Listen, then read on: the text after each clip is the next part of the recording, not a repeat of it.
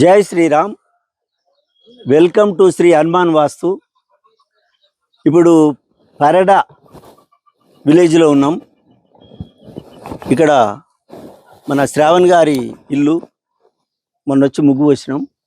ఇప్పుడు దాన్ని కరెక్ట్ చేయడం కొరకు ఇది మనం ఎట్లా చేస్తున్నాం అంటే మీరు ఒకటి బాగా గమనించాలి.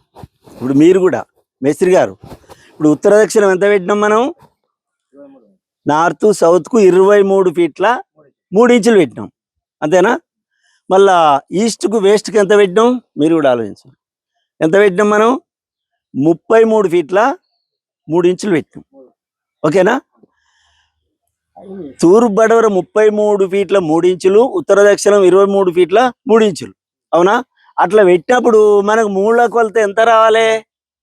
ఇప్పుడు అందరూ ఏం చేస్తారు అంటే చిన్న మెట్న పెడతారు, లేకుంటే 3, 4 పెట్టి 5 వస్తుంది అనేసారు. అది ఆ మహానీయుడు ఎవరు రాసిరు? అది ఇప్పుడు ఎవరికి రాదా లెక్కలు? ఎవరు రాసిరు? గౌరు తిరుపతి రెడ్డి రాసిడు ఒక బుక్లో. ఇది 3, 4 పెట్టి లెక్క చేసి 5 వస్తుందని. దాన్ని బట్టి ఇక 8, 6 పెడుతుంటారు. ఇట్లా ఏది 3, 4 పెడుతుంటారు. అది తప్ప ఇంకో లెక్క చేయలేరు. ఇప్పటికి ఎవ్వరు కూడా చేయలేరు, ఆ లెక్క చేయలేరు.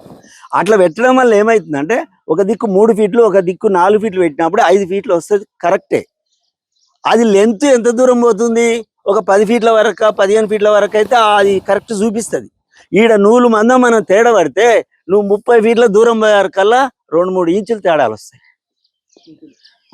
అది 3 ఫీట్ల 4 ఫీట్ల లెక్క ఎట్లయితే చేసిర్రో ఇంజనీర్ లెక్క ఇది. ఈ లెక్క ప్రకారం మనం ఎన్ని ఫీట్లు అయితే పోతున్నాం అన్ని ఫీట్లకు లెక్క చేస్తాం. మనం అన్ని ఫీట్లకు లెక్క చేసినప్పుడు ఇప్పుడు ఇది 23 ఫీట్ల 3 ఇంచులు, 33 ఫీట్ల 3 ఇంచులు. దీనికి స్క్వేర్గా మనకు ఎంత వస్తుంది లెక్క? ఇది 40 ఫీట్ల 6 ఇంచుల 6 పాయింట్లు వస్తుంది. 6 ఇంచుల 6 పాయింట్లు వస్తుంది. అంటే ఇది మూల లెక్క. ఎంత లెక్క ప్రకారం చేస్తే ఈ 23 ఫీట్ల 3 ఇంచులు 33 ఫీట్ల 3 ఇంచులకు ఎప్పుడైనా ఎంత వస్తుంది లెక్క? 40 ఫీట్ల 6 ఇంచుల 6 పాయింట్లు వస్తుంది. ఆ పాయింట్ ప్రకారం చూసుకున్నాం అనుకో, ఇప్పుడు ఓకే. ఇప్పుడు ఇది కరెక్ట్. ఇది ఇట్లా చేయాలి ఎక్కడైనా ఎప్పుడైనా. ఇదే కాదు, ఇప్పుడు 33 పెట్టినాం, రేపు 43 పెడతాం, 43కి లెక్క ఏరే ఉంటుంది, చేయాలి. 53 పెడతాం, 53కు లెక్క ఏరే ఉంటుంది. అట్లా ఎంత పొడుగు ఎంత వెడలు పెడుతున్నామో ఆ స్క్వేర్ లెక్క ప్రకారమే చేయాలి. ఇప్పుడు ఇది నెంబర్ 1 మెట్న అన్నట్టు ఇది, ఓకేనా? అర్థమైంది కదా? ఇట్లా కూర్చోబెట్టి ఇట్లా ముగ్గు వేయాలి, ఇట్లా ఫిల్లర్ చేయాలి. ఫిల్లర్ కూడా ఇప్పుడు నువ్వు ఈ ఫిల్లర్ కావాలి పడితే సమానంగా వస్తాయి. సమానం. ఇది ఎక్కువలు తక్కువలు చూడొద్దు. ఏం చూడాలి? 40 ఫీట్ల 6 ఇంచుల 6 పాయింట్లు వచ్చింది అనుకో, ఓకే.